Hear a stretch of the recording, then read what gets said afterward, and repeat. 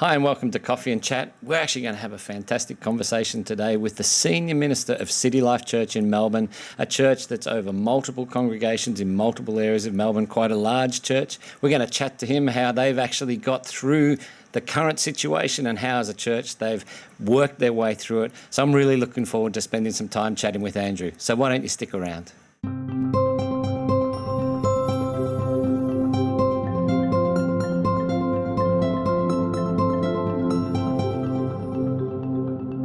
Well, I'm so glad you joined us today. As I mentioned just in the intro, we've got a special guest with us all the way from Melbourne. I should sort of call him my boss because sort of that's what he is. But he's joined us here today and we're going to have a chat with him. And so I want to welcome Andrew Chisholm. It's so great to have you with us here today. It's probably a bit colder in Melbourne than it actually is in Bali at the moment. Oh, look, we've had some great days over here the last few days, Adrian. Been out for a walk in the sunshine. Went down to Listerfield Lake with the grandkids. And no, it's been really nice. But yeah, definitely colder today. That's why I've got multiple layers on here. Everyone I seem to speak to from back home, our family and everything, they're all rugged up, but we're still in T-shirt and shorts. So. Well, that's Melbourne for you. Yeah, it is. But it's lots of variety, lots of different seasons to enjoy. Yeah, that's it. Well, let's start with family. We're going to talk about a number of things today. We're going to chat about the church. I sort of mentioned at the start, you are the Senior Minister of CityLife Church in Melbourne. That's where we're from, and you're our home church. And you know, there's so many people there we know and been there for many years. But let's start before we talk about all that sort of stuff. Let's talk about family because you know it's important to me. And I know it's really big in your world. So, being in lockdown. Tensions in the family. You have a big household, as in a lot of people in the one house. How is that going? Well, it's fascinating. I mean, we all thought, I think, that we're going to go and be in isolation and be able to, I don't know, play Sudoku or play a bit of Monopoly together or have a nice relaxing time learning how to play the piano. Or I'm not sure, but it just has not been like that. We have 3 generations in one household, and my daughter is a midwife. She lives with us, so she's working very hard. She's having to learn how to do intensive care during this season. So she's studying. My wife is a teacher, so she's having to do all online lessons at the same time as they're also got the grandkids at home and having to do online lessons for them. So we have turned our house into 3 different offices, 3 different workspaces, and we are working, if not as hard as before, then harder than before. It's quite interesting. And we're all in one space together. So, yes, we love each other deeply, passionately committed to each other. And that love is strong. Nothing's going to break it. But sometimes, you know, you've got to have some discussions about things to work things out. And we are doing that, and we're doing pretty well. Some intense fellowship, I would think, at times. Yes, some intense fellowship at times. You know, the grandkids want to do something. I want to do something. Grandma wants to do something. Daughter got other things she needs to do. So you just got to work it all out. You got to sit down and have the discussion and be patient with each other. And that's a lifelong process, learning to be patient. How's your cooking skills going? Are you a master chef now? No. We have ordered takeaway. There's this wonderful Indian restaurant down the way. They're doing a roaring business. We just turn up there, pick it up, bring it home. I even got Uber Eats one time. Lovely Indian gentleman came around delivering Uber Eats. We got that. We get out some one-pan dinners. And Christine, I am cook's help. That's our official. We've worked that out over the years. There can only be one boss in the kitchen. And so I do what I'm told when it comes to the kitchen, and we work together, we help it out, but there's definitely a boss in the kitchen, and that's my wife and our family. Well, one thing I sort of get a bit of a theme in those meals that you mentioned, there's a lot of Indian dishes in there, and having known you for quite a while and knowing a bit of your background, that place is very dear to your heart. Tell us a bit about that. Certainly is. I actually grew up in India. Left the place I was born when I was 1 year old. That's in New Zealand, and took a ship. My first memories of sailing on a ship across the Pacific Ocean, and then through the Panama Canal, and then through the Suez Canal, all the way to India. Grew up in India, spent my primary school years there, and very, very formative. I remember it very well. It's definitely a part of my life. Now that I'm in my 60s, it's about a sixth of my life. No, maybe getting on to a fifth of my life. But very formative years those are, and I have a deep love for that nation. Wow, that's amazing. And so, I suppose now you are in Australia, but also you are a Kiwi. Now, I'm married to a Kiwi, so there's a place in my heart for New Zealanders.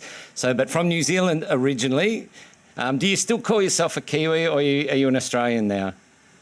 All depends who I'm talking to, and you have to be very diplomatic about these things. It's like brothers. We love each other, and we also tease each other. So if I'm in New Zealand, I'm a Kiwi. If I'm in Australia, I'm an Aussie. If I'm talking to New Zealanders, I'm a Kiwi. If I'm talking to Australians, I'm an Aussie. If New Zealand is playing Australia at rugby or football or whatever code you want to call it, I win no matter what. It's really good. I really enjoy it. Awesome. Well, we better sort of get on to what we got you on to chat about. Senior Minister of CityLife Church, and there has been a lot of changes that everyone in the world's had to deal with and go through. CityLife, the same. They've had to go through many changes.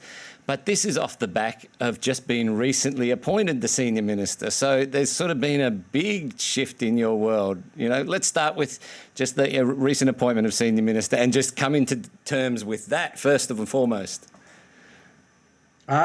Yes, well, there was an interim period of a year beforehand when I got the chance to really consider whether I wanted to take a longer-term role, and also the church consider whether they wanted me to take a longer-term role.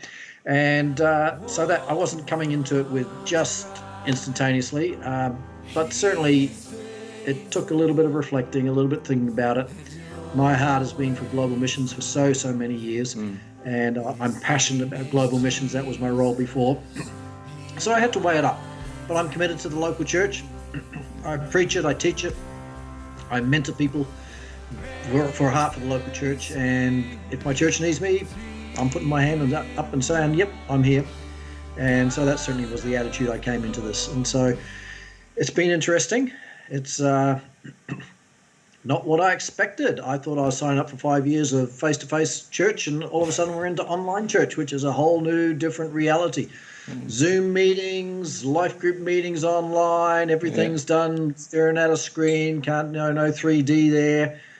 It's not quite the same, but we're learning a whole lot of new things, both individually and as a church as we approach that. It is not what I expected at all, but that's missions. Missions is like that. So in some ways, my life journey has shaped me for this, and learning how to adapt to new situations and new types of situations. And so part of me actually finds it quite exciting.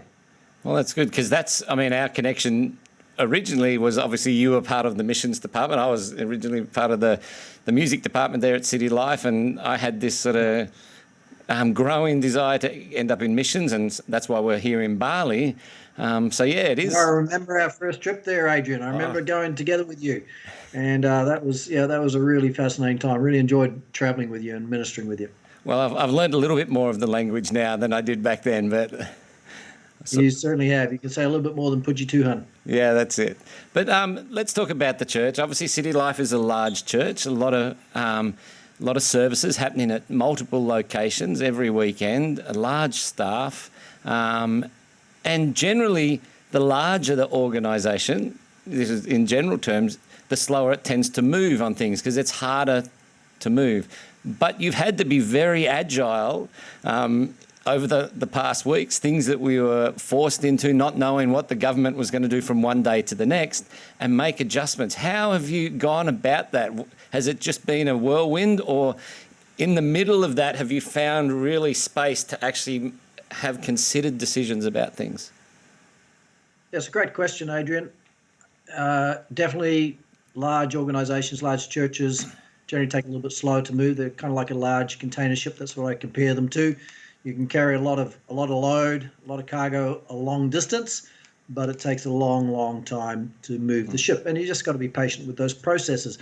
But there's certain crises, and I will call it a crisis, there's a pandemic crisis, where you also have to, wherever you're leading, you have to learn to adapt quickly.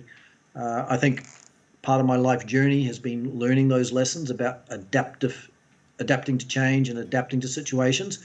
But doing that with a large organization is a bit different. The thing to remember, though, is as much as we're a large church, we're also broken down into many, many small groups, and we also have larger and smaller congregations. So part of the approach to adapting to a sudden change like this is empowering people to make the changes that they need to change. It's tolerating a little bit of mess, if you like. It's tolerating that things won't be quite the way we would ordinarily organize them with excellence and the way we do things, but coming to things more with an excellent attitude, an excellent heart of love for God and love for people, and empowering those people who are very capable in their various roles to get on with the job. I would say one of the strengths of us as a church is from many, many years ago, we made the decision to transition to being a cell-based church. And we made that decision, and one of the reasons for it was we wanted to be ready if persecution came. We wanted to be ready if a time came in Australia when we would no longer be able to gather in the large gatherings. So we wanted to be able to adapt quickly and meet in smaller gatherings. Now, we didn't realize the reason that would be necessary was a pandemic rather than persecution, but the preparation, in a sense, was already there for that. So very quickly, our life groups, our small groups, were able to provide pastoral care and connect with people. And even when it comes onto the online space, so many of our small groups have adopted new technologies like Zoom, like Skype that we're using here, and are really moving into that online space. In fact, we found that there were only 100 people out of 9,000 people in our database. We did personal phone calls around all of them, finding out where there were only 100 people who were not able to access some form of online community, which was a really fabulous result. It did mean that all of our leaders had to be mobilized, all of our leaders had to lean into that, and part of my role was not so much organizing it all, but encouraging people and being a catalyst for change, empowering people into what God had already equipped them to do. There was a phrase that I used. Some people applied it to me, and I accept that graciously. I said, you're here for such a time as this. But I immediately turned that round because I felt so much in our church, every leader was here for such a time as this. Every life leader, every ministry leader, God had already prepared them, already equipped them for this time, and they were here for such a time as this, just as Esther was in the Bible, in a crisis, in a time of danger and risk. God prepares his leaders. So, yes, we were able to move relatively quickly. The key thing we have to centralize, though, was our online church service. So that was something where it wasn't just a matter of empowering people. We actually had to make some very, very quick decisions, literally in 5 to 7 days, to flip from, I think it's 11 different congregational services across Melbourne to one single online service. That's the government requirement for that. How do we manage that? Well, I think it's God's grace. I really do. I mean, it's not my great leadership, really. It's just God had already placed people in our congregation who had experience in online church services. And so really it was just a matter of calling them out. God had prepared them for such a time as this and empowering them to get on with the job. How do we do that? Well, we formed what we call a COVID-19 management team. We got all the key people of all the ministries together in a new structure, made this decision one day and it's happening the next. Yeah. And they all came together and we collaborated in Zoom. We talked. We had to keep those meetings really, really tight. So we said to people, okay, what do you need to know? What decisions do you need? And what do you need to tell us? That's it. We're going to keep this really tight because we've got a lot of work to do. Yeah. So we had very tight meetings of those. I think it was 17 people in those meetings. And we made really, really quick decisions about online church. Yeah. We listened to the people who knew the most about it and accepted their decisions in the initial phases. And then only later did we get to tweak and collaborate and feedback a little bit. But basically that, if you like, emergency management team was where those quick decisions were made to move to online church. And it happened. Yeah. But I do think there was a whole grace in that. Yeah. I was just so appreciative of our whole team and how they engaged with that. But God had prepared them for a time like this. I remember early on, and for a lot of my time at CityLife, because we are a cell-based church, the statement was made: the bigger we become, the bigger we are, the smaller we must become.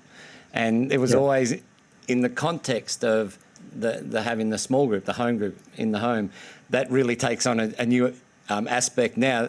Yes, CityLife was a big church, but really it's the way to moving forward now is actually being in multiple places, little small places everywhere. And so, yeah, that would have been a big challenge, but it seems as though one you've jumped into. Has it all been smooth sailing? I'm sure, it's only been, a couple of months, but in that time there would have been some things that you go, wow, if we had our time over again, we may not have done that, or we've learnt something from that, or I'm sure there's always learnings along the way. Yeah, definitely a lot of learnings.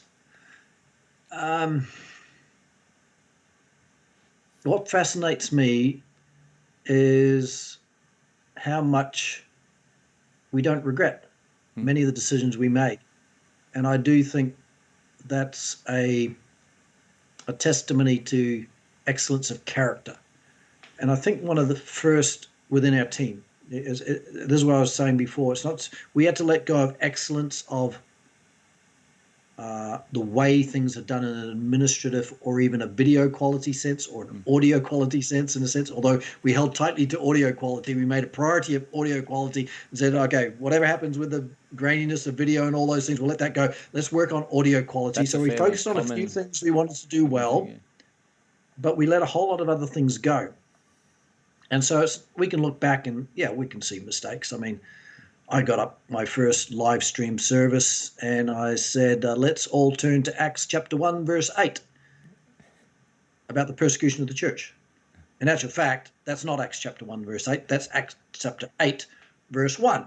Well, we just let that go. I mean, let it go. I mean, just run with it. I mean, I just videoed on Zoom just before for the message that we recorded before, and look, I tripped up as I went. I made a few mistakes here and there, but I just tweaked and adjusted and as I went, and I didn't re-record.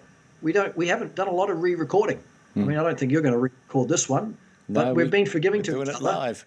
And we just let some of those things go, and we're not worried about them. When you relax like that in this space, focus on the important things: loving God, loving people, which is your core values, or there's important technical things. Get a good sound on your audio, or keep the service short. We decided to do that, keep the service much shorter. We made some key decisions, but in terms of some of the detail, we just let that go so that we wouldn't stress about it. Yeah. So sure, I can go back and I can look at things and say, well, that didn't go so well. That didn't go so well. Could have done that better. But literally, we have a saying that I've used in missions many, many times. Does it really matter? Derm. We use this frame, derm. Remind each other, derm. Does it really matter? And yes, look, like many of you, no doubt, I've had my moments when I felt really stressed and felt a little bit frustrated, a little bit ticked about things. But then you just got to have that mental, and this is what I'm saying, it's excellence in character. Just have that little mental checklist. Did it really matter? And you realize so many things we sometimes stress about don't really matter, particularly in a crisis. In crisis, you got to focus on the few things that matter, let the rest go. And that includes these little things we often get ticked about and angry about. Yeah, so I could go through, I can tell you some things I got ticked about. I could tell you some things I'd like to do better. But we've really practiced this thing of just letting it go and let's get on with the job. And in the midst of that, we've seen some amazing, amazing things happen. Well, We've seen worship songs pre-recorded with no consultation with the speaker. The speaker also pre-recorded, brought together on our live stream, and the words of the song have exactly matched the message. Yeah. It's been stacked. We've not just once, not just twice. I'd say at least 5 times that I could count that's happening. Wow. So wow. It's the grace of God during this time. You just, times like this, you got to lean into the grace of God and just be kind to each other, be gentle on each other. Well, looking forward, because I hear in your voice a real sense of excitement. And, I know from where I sit here, yes, it's been a challenge. And for us, we've had to deal with a lot of changes and look what's going to happen. But there is this sense of excitement. So give me a little insight into what's buzzing around in your head as you look at how this plays out over the coming weeks, months, years. Because personally, I actually think this is an amazing time to be alive, an amazing time for the church, even though in the we're in the middle of some really hard times and people are having to deal with some really tough situations, I think when we get that opportunity to look back, we go, wow, I'm so glad we went through that. And I think the operative word is going through it. That's a great question, Adrian, again. And I suppose I haven't even had time to think about it. What's excited me? But you are right. I think you are picking up some excitement in me. Some of the things that excite me are little things. One of the things that really excites me about this is when we have our prayer meetings. We have all church prayer meetings online via Zoom. And the last one we had, there were about 360 people there in the prayer meeting online on Zoom. Wow. And we heard people praying who I've never heard praying before.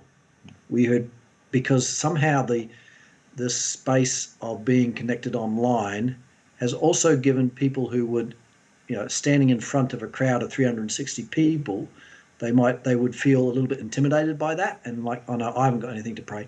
But we've had children praying, we've had seniors praying, we've had people who normally don't have a voice getting up and entering into that Zoom space and praying. That's so encouraging and so exciting to see. I'm really, really encouraged by that. I'm also being really encouraged, and once again, it's kind of like the small things, but when you're faced with a common enemy, one of our staff brought this up today. Sometimes we fight. We can end up fighting each other because we're focused on the internal issues that we're facing. But when we're faced with a common enemy outside of us, like a pandemic, people come together. It's kind of like what we're saying in Australia and New Zealand. The Anzacs brothers, we tease each other and that type of thing. But when it comes to a common enemy, we came together in World War I and World War II, and that formed part of our identity as the Anzacs.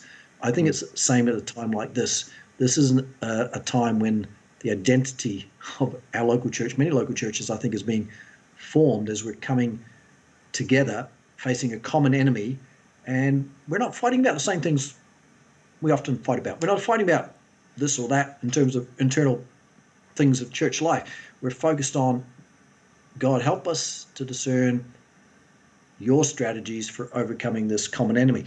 And I think that's got principles for us beyond the pandemic, because in reality, we don't fight each other. It's not. We have a common enemy. That's the devil and his minions and all the terrible things that he does in this world, and the fears and the anxieties and the sickness and the disease and the sin. That's our common enemy. It's not. We don't fight each other.